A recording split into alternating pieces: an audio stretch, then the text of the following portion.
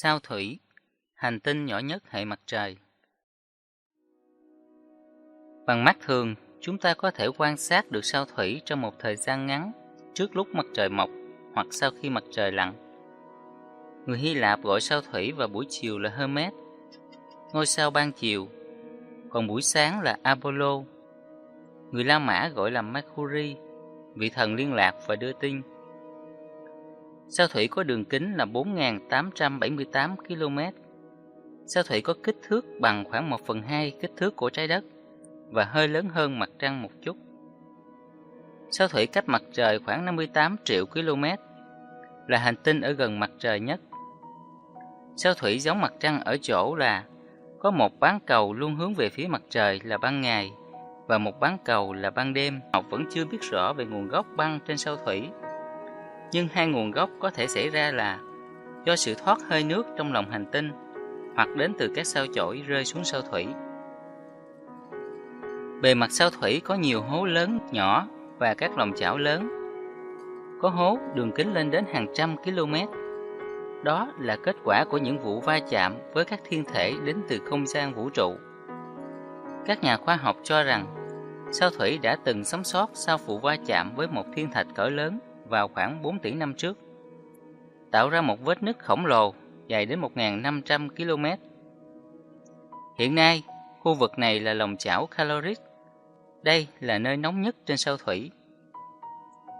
Sao Thủy đã không còn những hoạt động địa chất trong hàng tỷ năm trước. Sao Thủy chuyển động quanh mặt trời rất nhanh, với vận tốc 180.000 km/h. Để hoàn thành một vòng quanh mặt trời chỉ mất có 88 ngày trên trái đất. Vì vậy, một năm trên sao Thủy chỉ dài bằng 88 ngày trên trái đất. Tuy sao Thủy chuyển động quanh mặt trời rất nhanh, nhưng lại chuyển động tự quay quanh trục khá chậm. Phải mất 176 ngày sao Thủy mới tự quay được một vòng. Do đó, một ngày đêm dài bằng 2 năm trên sao Thủy. Thể tích sao Thủy chỉ lớn hơn mặt trăng một chút, nhưng lại nặng gấp 4 lần mặt trăng.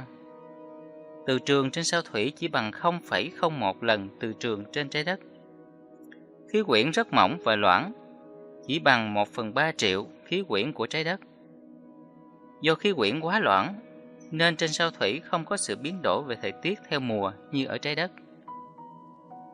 Khí quyển sao Thủy chủ yếu bao gồm các khí oxy, natri, heli, kali, hydro và một số rất ít các khí khác. Áp suất khí quyển trên sao Thủy chỉ bằng 1/500 tỷ trên trái đất. Thành phần cấu tạo của sao Thủy gồm 70% là kim loại, 30% là silicat. Cấu tạo của sao Thủy gồm 3 lớp. Lớp vỏ mỏng gồm đá và cát bụi, dày từ 100 đến 300 km. Lớp trung gian là lớp manti, bao gồm chủ yếu là silicat, dài từ 500 đến 700 km. Trong cùng là một cái nhân rất lớn, chủ yếu là sắt, chiếm đến 80% khối lượng và 42% thể tích của sao Thủy. Lõi của sao Thủy chứa nhiều sắt hơn bất cứ hành tinh nào khác trong hệ mặt trời. Tàu thăm dò đầu tiên đến sao Thủy là tàu Mariner 10 của NASA vào năm 1974. Do môi trường khắc nghiệt, nên sao Thủy không có sự tồn tại của sự sống. Trong khoảng 5 tỷ năm nữa, khi mặt trời của chúng ta tàn lụi, lớp vỏ mặt trời sẽ giãn nở và phình to ra.